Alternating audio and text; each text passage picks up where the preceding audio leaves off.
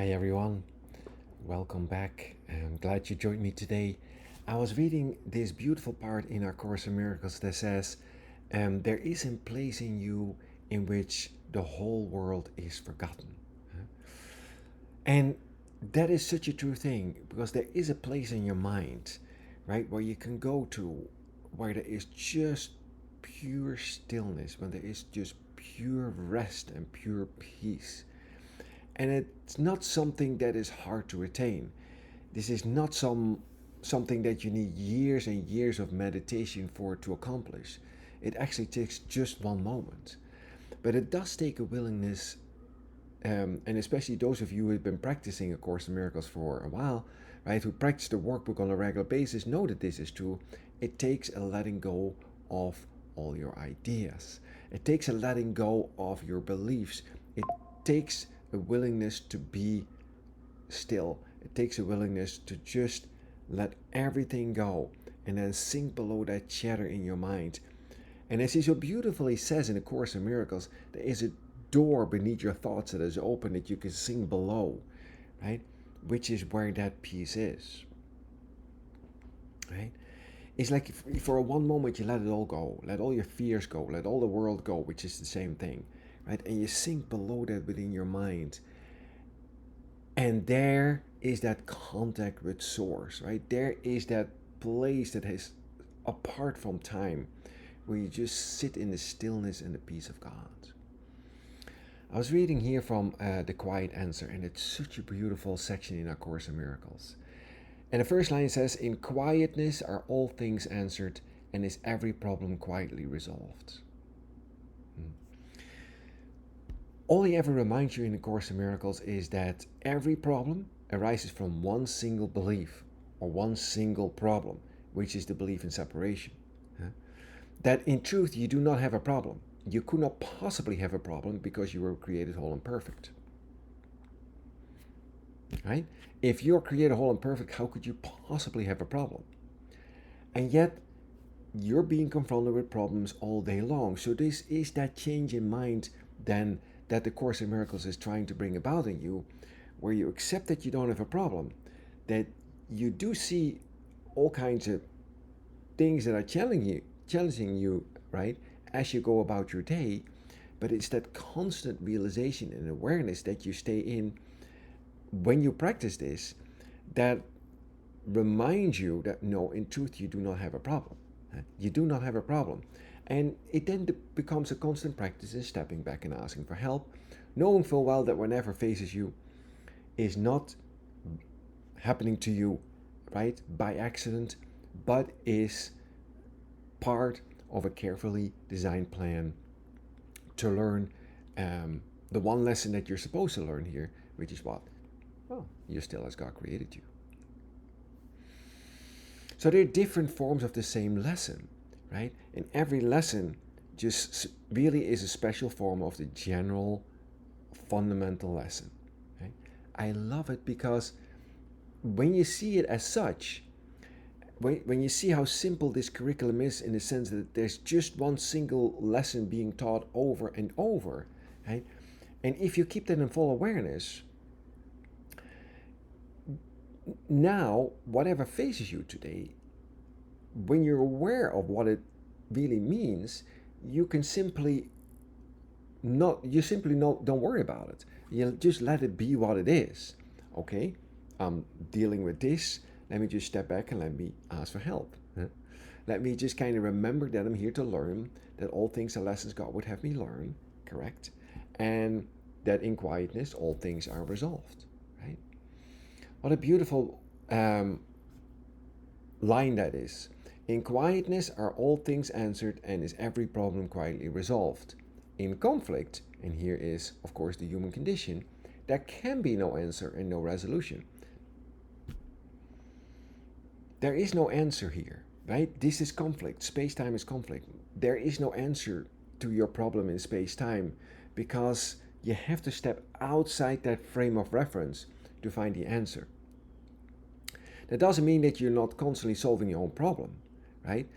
But it will keep coming back in another form and keep coming back in another form till you realize that the answer is always the same. Right? The answer is always the same, right? Your problem has been solved. Right? Your problem of separation, which is your only problem, has been solved. It has been answered, and it was answered the moment the mind thought of it. It's apart from time. What a beautiful idea. A problem set in conflict has no answer, for it is seen in different ways. That's it, right? You won't see the problem the same as I do. Therefore, there is no answer, right? It's set in conflict. It's set, we look at it from a different point of view, but every point of view fundamentally is wrong. Why? It's a point of view, it's not the entire view. The moment you see it in its entirety, you see that there is no problem. Love it. What a great idea. And what would be an answer for one point of view is not an answer in another light. You are in conflict. I just lays it out for a moment. You are in conflict. Let's look at it. Thus, it must be clear that you cannot answer anything at all. I love it. Right? It's that willingness to recognize that I don't know how to look at this. I don't know what's in my own best interest. There's another way I can look at this. Right? I can see peace instead of this. Let me step back, right? All right? Let me step back and let him lead the way, right? Let me gain the second place to gain the first. These are the lessons in our workbook, but it is a certain practice that asks that you step back and let truth walk ahead of you instead of you walking ahead of truth. It's you withdrawing all the ideas about what you think this world is, and instead let it show you what it is. And what it is not what you think it is. It has something completely different to show you. It can literally tell you about yourself if you stop telling it what it is. Right? As he so beautiful, he says, instead of writing your own ideas on the world, you can let the word of God be written on the world.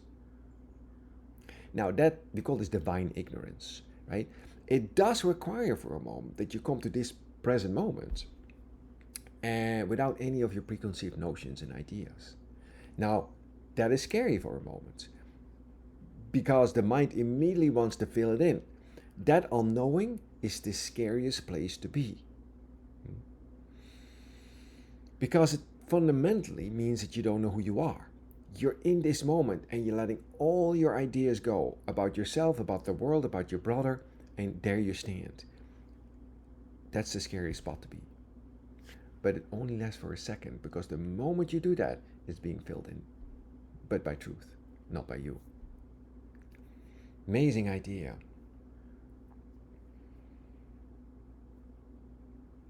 It says, thus it must be that time is not involved and every problem can be answered now. Love it. Right? There seems to be time involved, right? So you have a problem and it takes time for it to be resolved. But that's not really how it is. There really isn't any time involved in answering your problem. Every problem can be answered now and can only be answered now. Thus, it must be that time is not involved and every problem can be answered now. Yet it must also be that in your state of mind, solution is impossible. Love it, right? He just lays it out for a moment. Yeah, that's how it is in truth, but that's not what you are, right? That's what he's saying here. Therefore, God must have given you a way of reaching to another state of mind in which the answer is already there, and there it is. This is kind of how we started today. There is a place in you where this whole world has been forgotten. There is a place in you where there is perfect peace, perfect rest, perfect stillness. That's the answer. That's the answer to all your problems. The moment, and those of you who've had the experience, the moment you reach that, you know that that's the answer because you can't even find the problem. It is gone. There's only perfect peace there. It is here all your problems should be brought and left. Here they belong, for here their answer is. And where its answer is, a problem must be simple and be easily resolved. It must be pointless to attempt to solve a problem where the answer cannot be. Yet, just as surely, It must be resolved if it is brought to where the answer is. Right? That's an amazing thing to carry with you as you go into your day today. The realization that every problem that you're being confronted with, every challenge, every obstacle, is resolved in exactly the same way. Right? I love it. It's somewhere he says that the fear that raised the obstacle is simply overcome by the love, right, of who you are. You learn, in other words, you learn as a teacher of God, as a miracle worker, to not solve your own problems. Instead, you let it be solved for you in the realization that none of them are so. That's how you know you're making a lot of progress. That first of all, as you go throughout your day, whatever is facing you, realize that this is not really an issue. This is not a problem because all my problems has been resolved. So there's that reminder. And the practice of, okay, let me step back and let this be solved for me, right? That whatever form this takes, step back, ask for help, right? Let it be solved for you. And he says someone, the Holy Spirit will solve all your problems for you if you let him. Just ask him to do it. The problem is not that. The problem is often that you want to solve your own problems because you think, right, that you know how to solve them, right? And he says you're wrong. You're wrong about that. Like you don't know how to solve them. You do not know what's in your own best interest, right? The way you solve them is that they fit your plan for salvation, but that's not God's plan for salvation. What an amazing idea. What an amazing idea that you can train your mind to think along those lines. It is in every way the opposite of the thinking of the world, because the thinking of the world is, well, to have an opinion, right? To have an idea about this. That's how you're being taught. Well, surely you must have an idea about this, right? What do you think about this? Right? But that's not what you do when you train your mind according to the mind training of A Course in Miracles. Because there you let all your ideas go and you recognize that truly in this situation I do not know what's in my own best interest, but I can learn by letting it go and having myself be shown. So that's the idea I just wanted to set out today. It's incredibly freeing and it's incredibly joyous to realize that you truly don't know, but you don't have to worry about it. You don't have to solve your own problems. Step back and let him solve it for you, and then move on, right? Somewhere in the Course in Miracles it says effort. The Course in Miracles is so easy. It's hard for you because you somehow try to fit it in your old thought system. It doesn't fit, right? The two thought systems are each other's opposite, right? So it is so easy that for the conceptual mind it's hard, if that makes any sense, because it tries to fit that new thought system to somehow adhere to its old way of thinking, and you can't, right? The Course in Miracles is not meant for that. He says, no, this is as easy as walking down a path in the summer, right? Sloping downhill, right? He tries to use a metaphor that's so beautiful. That's how easy this is, and even easier. So, happy practicing, right?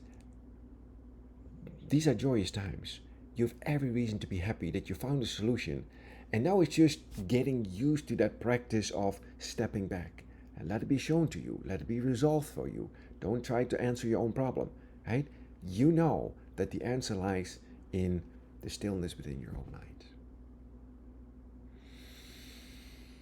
Have a great, great day today, wherever and whenever you are, and I'll see you everywhere.